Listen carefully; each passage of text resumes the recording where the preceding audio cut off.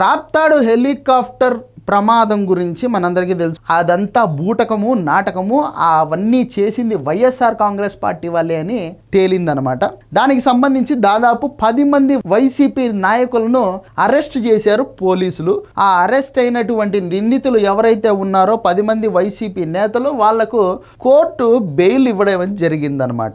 ఒక ప్రముఖమైనటువంటి మీడియా సంస్థ ప్రకాష్ రెడ్డి తప్పించుకొని తిరుగుతూ ఉన్నాడు అని చెప్పేసి ఎడిటోరియల్ బులెటిన్ ఒకటిని ప్రసారం చేసిందని చెప్పేసి తోపుదుర్తి ప్రకాష్ రెడ్డి హైదరాబాద్లో ఉన్నటువంటి ఆ సంస్థ యొక్క ఆఫీస్ ముందు రీల్స్ చేయడం జరిగిందనమాట.